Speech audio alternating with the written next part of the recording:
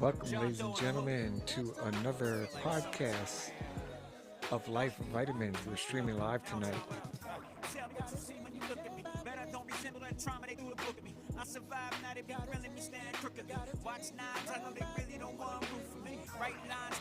Shout out to Fred Soul for this track, Day by Day.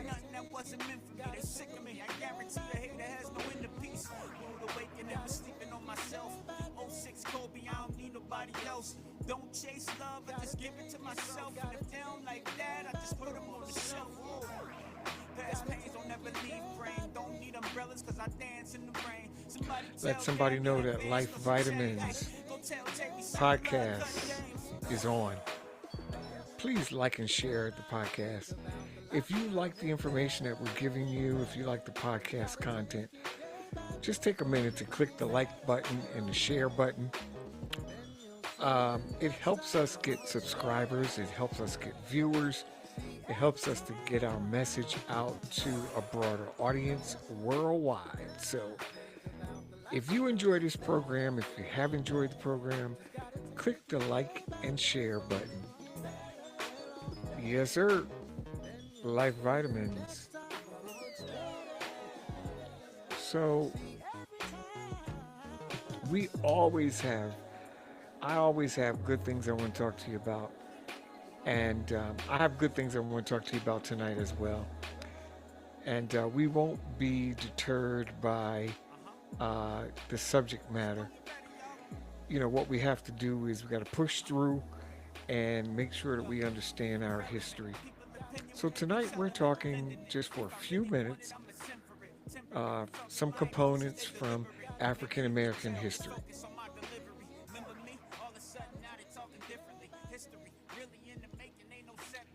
Components from African American history. Components. Components from African American history.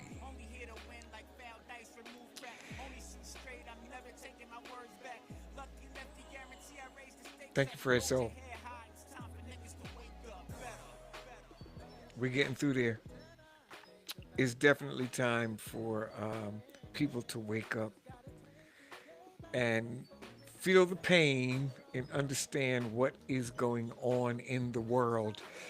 But tonight, Olashoji, your host, Kolawole, is talking about Black history. And we're going to talk about specifically two components of Black history tonight: African American history, American history. I don't know how you separate them. Black history in America, African American history. Um, I'm not really sure how you can really separate them, but unfortunately, they have been separated. And what we need to do is make sure that the African American component is included in the teaching of American history. Now, I'll say right at the beginning here, I'm not a history, I'm not any kind of teacher. I'm not a history teacher. Um, I've never taught. So, what I'm giving you is information about our history. I'm not necessarily trying to teach African American history.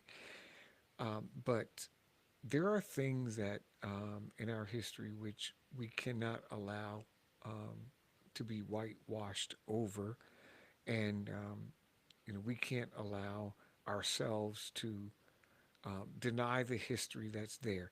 Now, with that said, it doesn't mean that this is the only component of our history. However, or our history and ampersand America's history. It is not the only component of my history.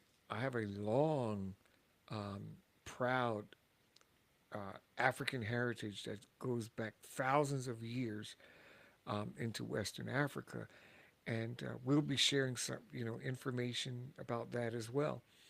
But what what I won't do is I won't ignore the history, the recent history of the last 300 to 400 years in America.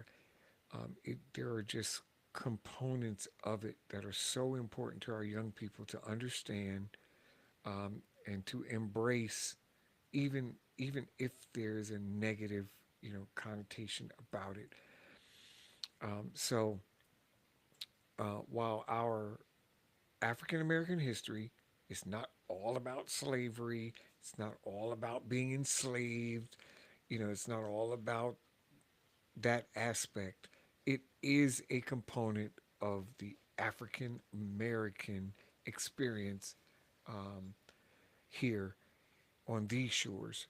So if they won't teach it in schools, then we as responsible adults for our generations and for our generations now and for future generations to come, we have a responsibility to convey this information in a responsible way, so that our children and their children and their children and their children um, can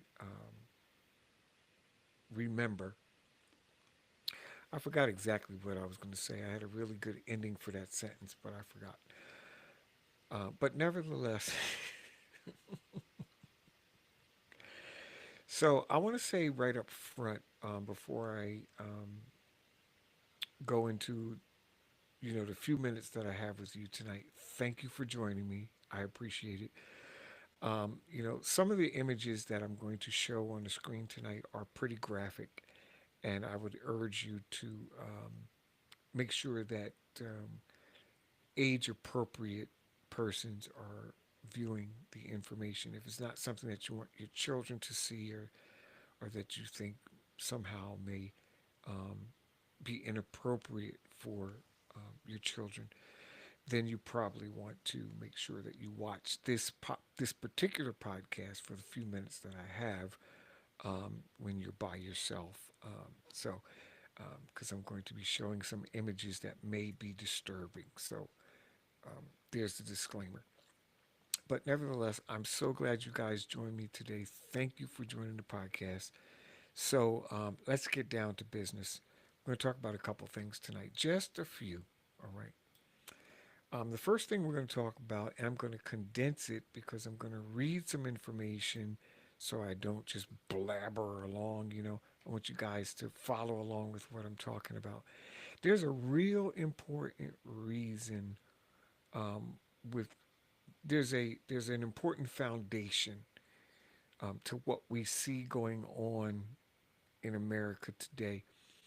Um, there's an attempt um, to erase the effect, the effectual history of Black Americans uh, in this country, and it is up to us. Listen, that's no big deal. That doesn't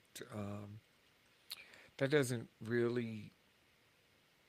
We shouldn't allow that to phase us in one way or the other. Okay, what we have to do is, as proud um, African Americans, Africans living in America, African descendants living in America, what we need to do is make sure that our future generations understand what happened. Okay, and it's not about trying to. Um, it is simply a matter of making sure that our children and our future generations know what happened historically in this country. Because one who does not know their history is destined to repeat it. Plain and simple. If you don't know where you've been, you are destined to continue in circles and repeat it. And you say, well, that can't happen. That'll never happen. Well, just look around you. Pay attention, right? Pay attention to what's going on. Pay attention to what's happening Pay attention to the rollbacks. Pay attention to the blowback. Um, Pay attention to the attacks that are happening. And each one chips away at progress that has been made for African Americans in this country. Now, you say, well, and I'll tell you, why I say that. The reason why I say that is, um, some of the material that I'm going to get into tonight in just a couple of minutes, it was not something that was drafted overnight and was implemented the next day. These were measured, thought out, planned, scripted, blueprinted, tested plans that were implemented over years of time. And if this didn't work, then we would implement the next thing. If that didn't work, we implement the next thing. So it's very critical to understand that this is a process. This blacklisting and this um, some of the laws and a lot of what we see going on today is a concerted effort over time. It's planned. It's manipulated. It's blueprinted. It's written down. It's drafted. It's redrafted. It's tested.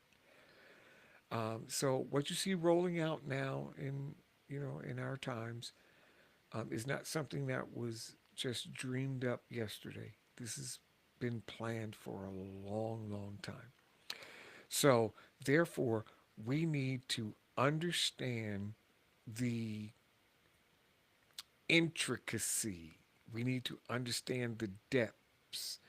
We need to understand the level of calculation that goes into the mindset of oppressing another person or persons.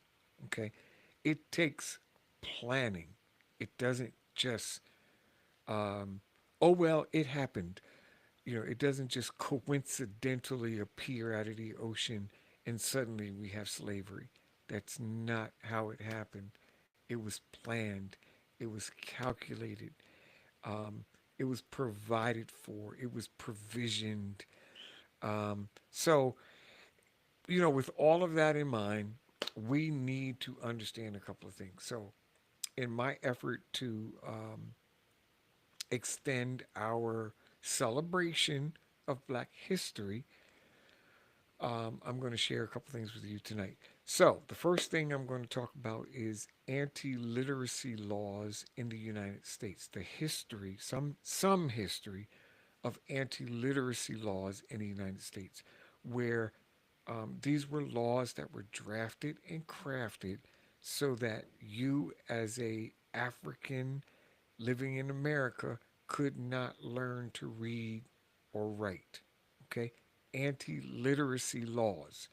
And when you see laws today that are drafted that encumber education, laws that strike down opportunities for education, um, laws that are implemented that target certain groups to minimize their ability to get a good education, strategies that are in place to limit education, um, funding, funding and defunding, uh, to limit education.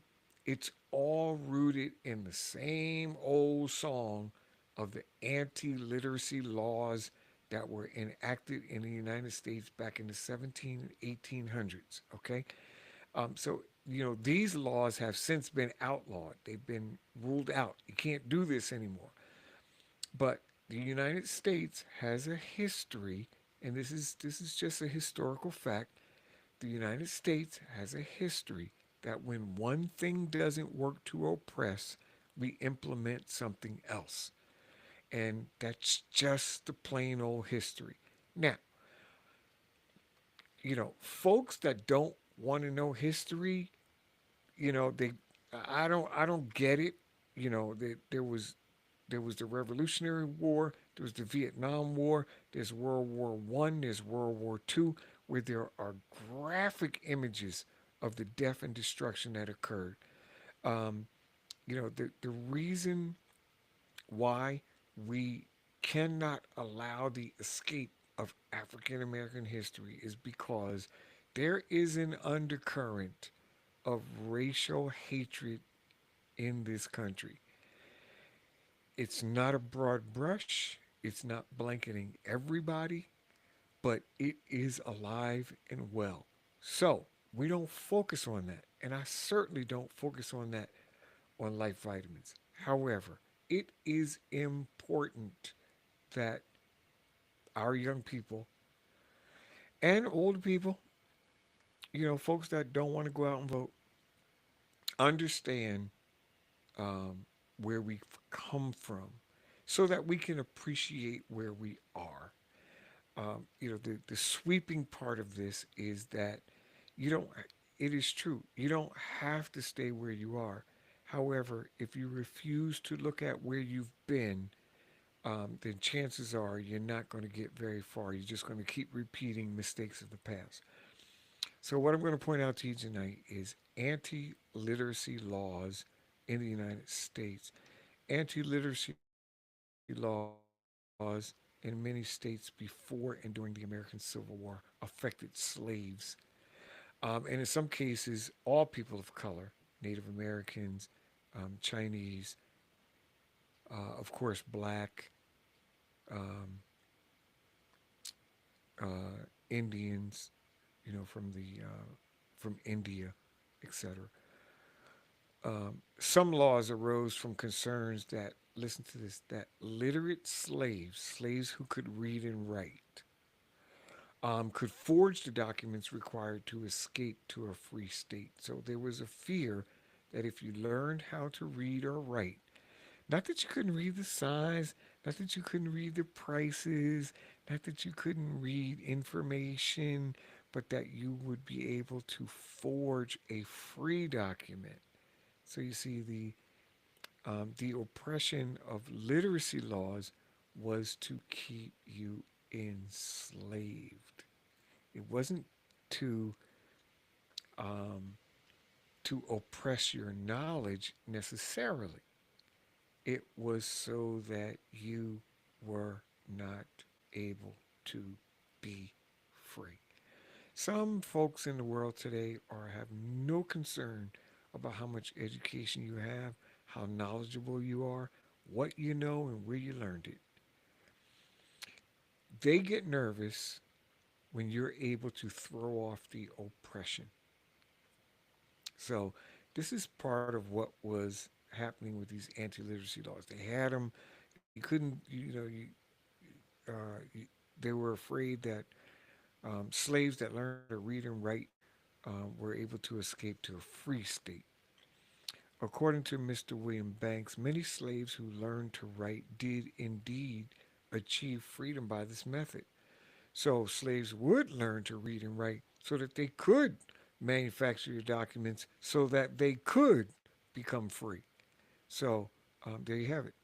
Anti literacy laws also arose from fears of slave insurrection. Now, if you're not doing anything wrong, why would you be worried about an insurrection? If you're not doing anything wrong, why would you be worried about an uprising? Because you know what? You knew you were doing something wrong. It's just a fact. It's just part of the history. Um, I've read several documents from from the early creation um, of this country, and I will never again be able to convince that somehow the founding fathers and people who started this country were ignorant of what they were doing. Those Some of those documents are some of the best written works of literature that have ever existed. The Constitution, the Bill of Rights, other documents that the founding fathers drafted. Um, this was definitely planned. It was definitely orchestrated, and it's just the fact of what it is. Okay, this is what happened. So Anti-literacy laws also arose from the fears of slave insurrection, particularly around the time of abolitionist David Walker's 1829 publication of Appeal to the Colored Citizens of the World, which openly advocated rebellion and Nat Turner's rebellion, which was only one of hundreds that happened. You know, we hear about Nat Turner, some of us have learned about Nat Turner, but there were literally hundreds of uprisings that happened. So let's real quick here. These laws that were passed were called anti-black laws or black code. So, just a couple of quick bullet points. In 1829, Georgia prohibited teaching blacks to read, punished by fine and imprisonment. 1830, Louisiana and North Carolina passes a law punishing anyone teaching blacks to read with fines, imprisonment, or flogging, which is beating you. Um, 1832, Alabama and Virginia prohibited whites from teaching blacks to read or write, and which was punishable by fines and floggings, which is beatings. 1833 in Georgia prohibited blacks. Prohibited blacks from working in reading or writing jobs. Yeah, okay. 1833, Georgia prohibited blacks from working in reading or writing jobs via an employment law. So there was a law passed in Georgia in 1833, which says no, you can't. Blacks can't work in reading and writing jobs, and prohibited teaching blacks, which was punishable by fines and whippings. Yeah, they used to whip people. They used to whip the black person. They used to whip whoever was teaching them how to read. I mean, this is horrible. This is absolutely horrible stuff. However, it's the history of the country. And, no amount of whitewashing, no amount of rescinding, rescinding executive orders and instituting executive orders. Listen, man, we can't worry about that stuff.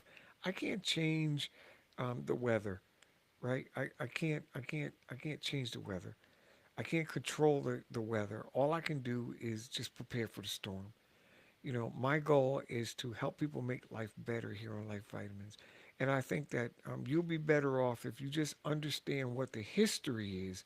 In other words, what actually happened. Okay? And this is not to incite anyone, this is not to enrage anyone.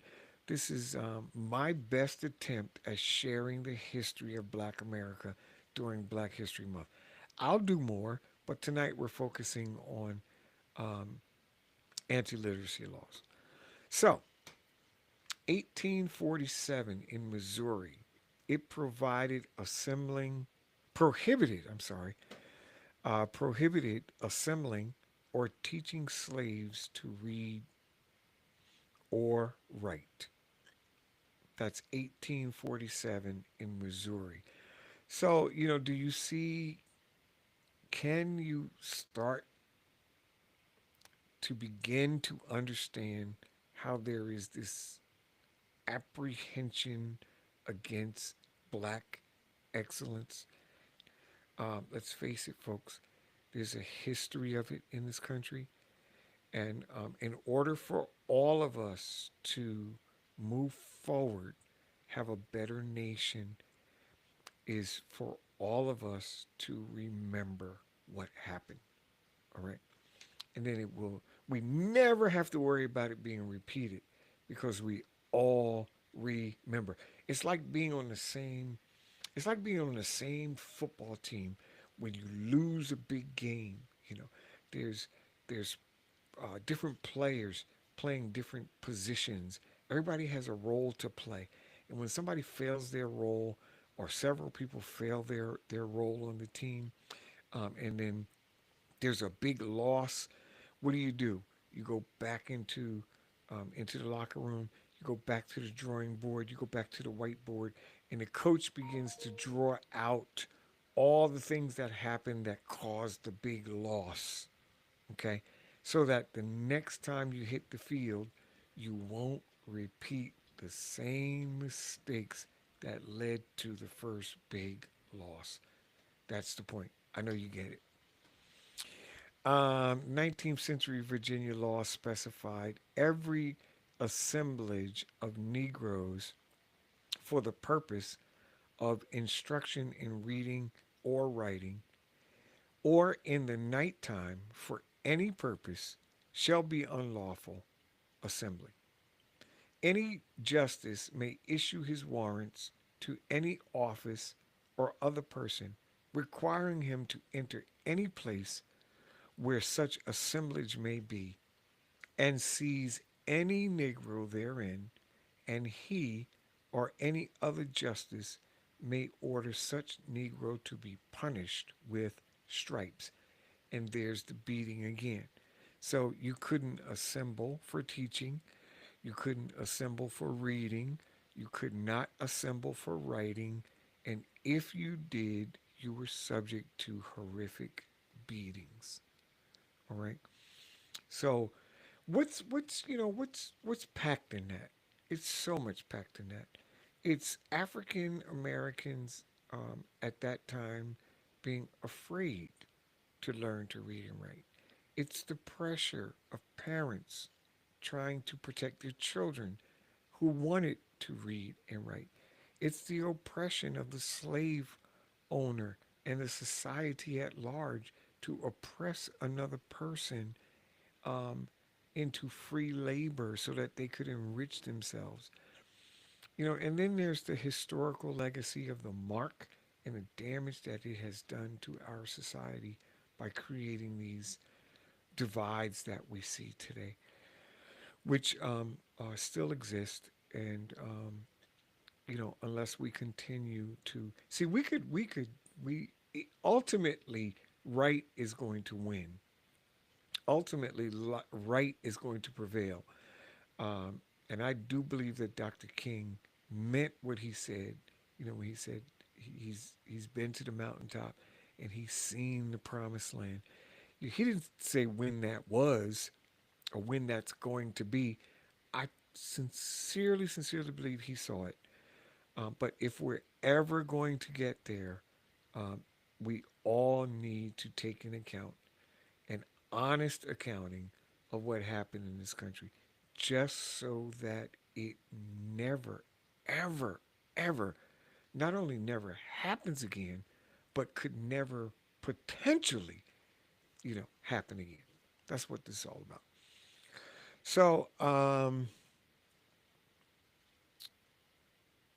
it is estimated, and I'll finish up with this tonight on this literacy issue. It is estimated that only 5 to 10% of enslaved African Americans became literate to some degree before the American Civil War. So only 5% to 10% of enslaved Africans ever became literate. Uh, it's just, it's so profound. It's hitting me real hard. As it should.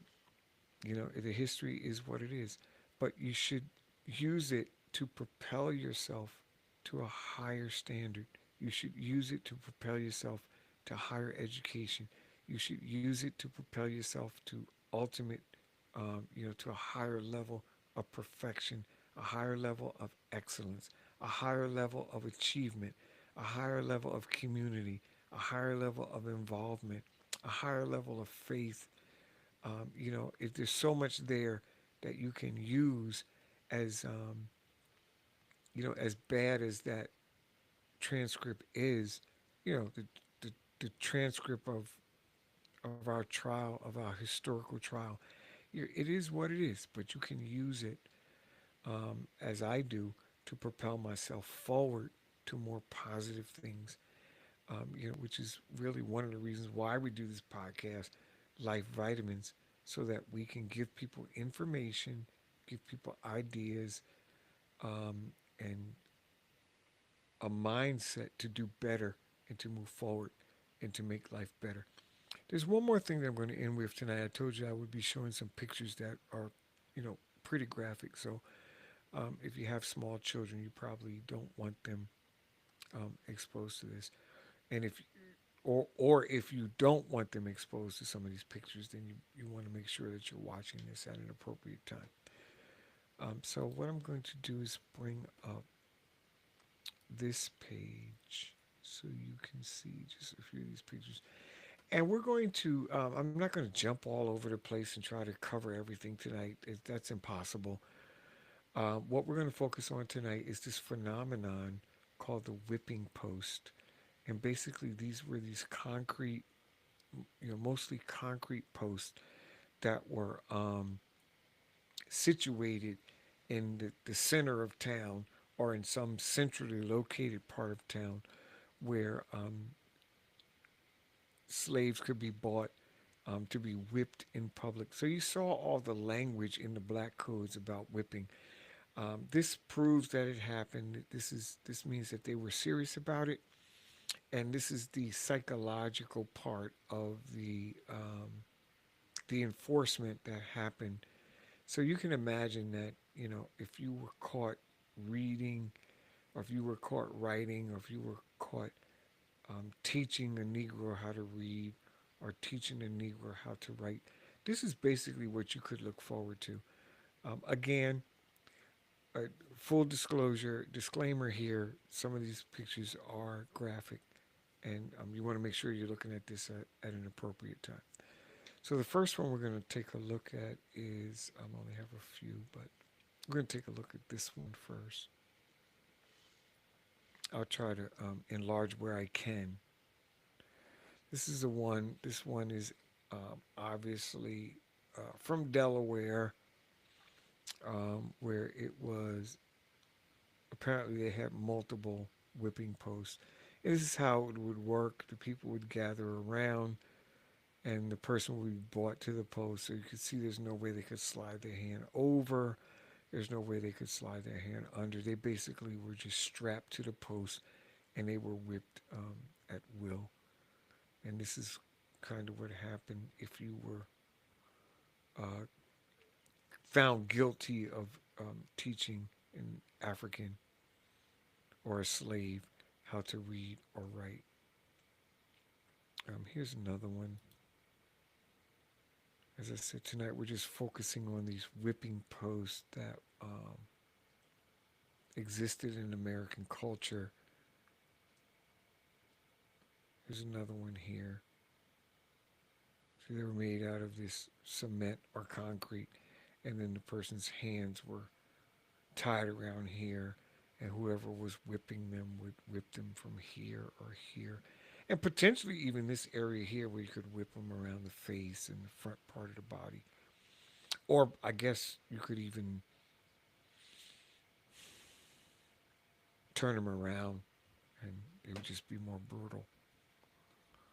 Here's another one.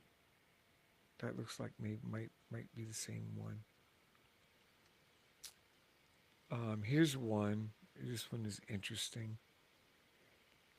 And again, we've just got to remember that this stuff happened. And when people start talking about, denying rights and cutting you off from opportunity, this is where that stuff comes from. It's just a fact. I'm not making it up. It's just a fact, right? So this person has his hands tied, and this might look like it might be a woman. I'm trying to make it bigger. This one looks like it might be a woman because of this area here in the shoes. So at any rate, if this poor woman was strapped here and then had her legs strapped around the bottom, so that no matter what you tried, you weren't able to get away, and they would just whip you on that. Here's another one where I guess you would strap their arms to the side like that,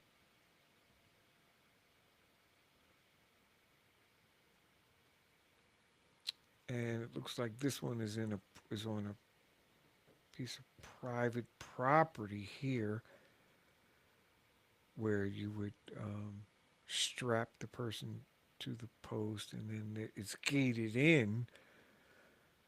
So there basically was no hope of escape. But this is the kind of brutality that happened during African Americans' journey in this country, and we have a responsibility to make sure um, that this information is remembered. And for those of us who want to remember Black history and honor Black history, this is part of it. It's not about trying to say that we're better than anybody or anything like that. We want to honor our history. We want to remember our history. And anyone who tells us just forget about it and move on, well, if there's any possibility of repeating the move on, let's not forget. How about that? Let's see what we got here. Here's another one. This one also looks like a woman, so it wasn't relegated to just men. These are women who are attached to this post with their arms tied and sometimes their legs tied. And here's the picture of the whip. They would just be beat mercilessly. You know, um, it was horrific, man. It absolutely was terrible. But it happened, and in order for us not to repeat, this part of the history, let's not forget what happened. You can't do it. You got to remember. Here's an example of one that's, I suppose that's a cross. I don't know for sure on this one. But nevertheless, there's this crossbar up here, and um, the poor soul is attached down here. Now, this is a picture of one who's facing, look like he's facing the audience, basically the audience. And they were beat on the front part. I'll just do a couple more. This is obviously a picture of inmates, people I guess that were on in prison or on chain gang, and we do know that according to the laws that were passed, you could be convicted of pretty much anything and be sentenced to prison, and beating was a big part of it. Maybe let's see if I can. Maybe that's all I have for tonight on that. What I want to show you now before I go away for tonight is this is chapter 200 of. Remember, I mentioned black codes. So this is an example of what it actually looks like, and I want to just show you some of the language that was used in black codes to against Negroes, against people of color, against African Americans. Okay, section 1 refers to any Negro committing rape or abduction or attempting rape of a white female. Section 2, free Negro plotting murder or stabbing, shooting a white person with intent to kill. Number 3, free Negroes delivering a slave copy of his register. Slave plotting insurrection. Number 4, Section 4, slave plotting insurrection or committing offense punishable as to free Negro with death or confinement in penitentiary. Number 7, slave committing offense punishable as to free person as a misdemeanor. I'll explain that in a minute. Slave punished with stripes in other cases, where statute prescribes stripes, what number is to be inflicted. So there were instances where if a free person would be charged with a misdemeanor, then a slave would be added stripes. Basically, that's the language.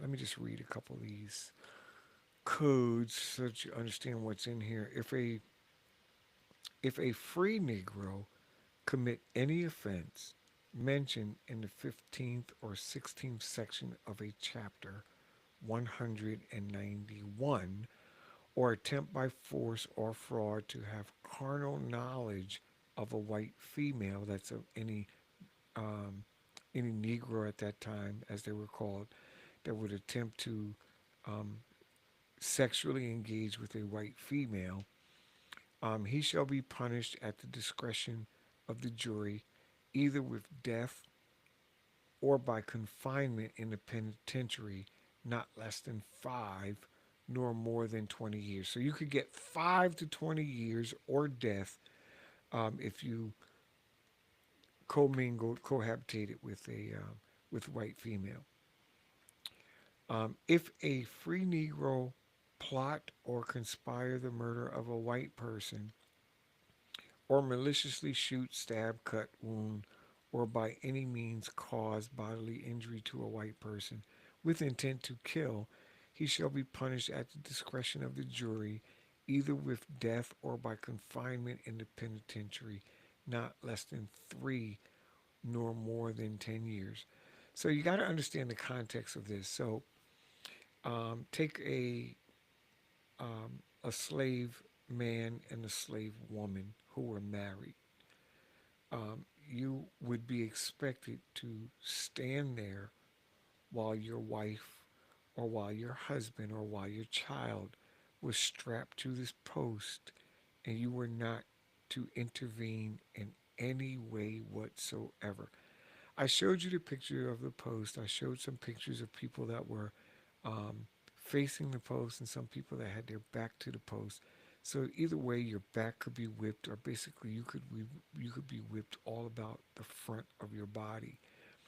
And no matter how old you were or how young you were, you as a Negro or a black man or a black woman were supposed to stand there and allow this to happen.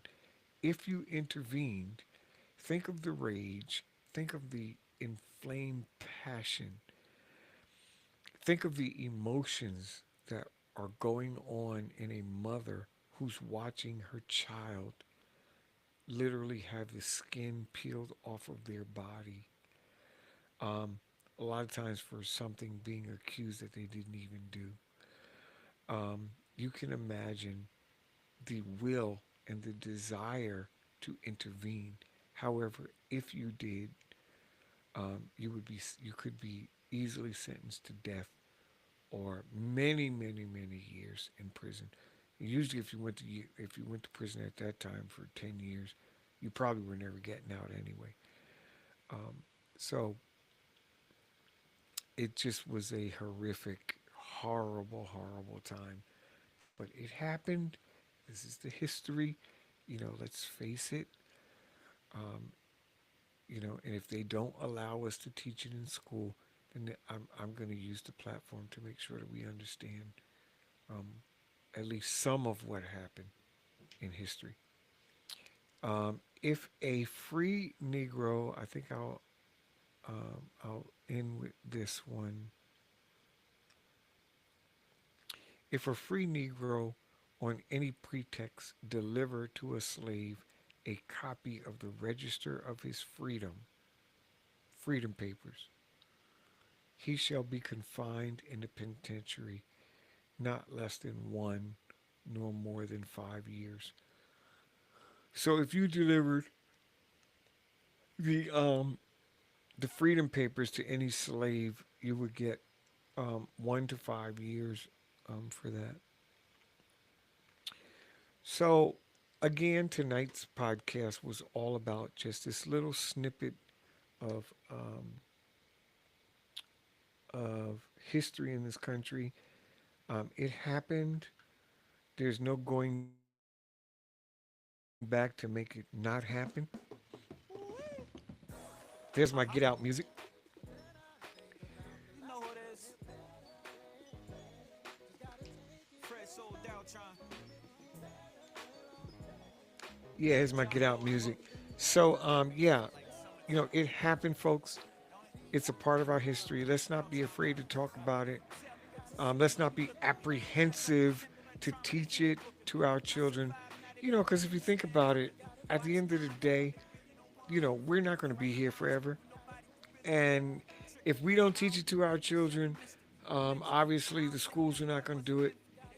Uh, and we need to make sure that they understand going forward for their children, which would be our grandchildren and our great grandchildren and our great great grandchildren, understand why it's so important to get a good education, um, to fight for equality, and to make sure that you pursue excellence in life so that what happened in the past will never, ever, ever be repeated. It will never attempt to be repeated, and we can live forward. We can move forward and have this great society that America is capable of being. Listen, folks, thank you for joining the podcast tonight. This was difficult subject matter for me, even as I was preparing for the podcast. Um, but nevertheless, we love you guys. Stay tuned for the next podcast. I've got more coming for Black History Month. And let somebody know that we're there. Like, share the podcast. Like and share. Like and share. Please help me to get to 500 followers. Will you help me do that? We're working on getting to 500 followers. I'm not there yet, but I know you can help me. Like and share the podcast. And remember, the purpose is to help people make life better. And we do that by making life better together. Have a great night. God bless you. And I'll see you next time on the Life Vitamins video podcast. Shout out to Fred Soul for this track that we got better day by day.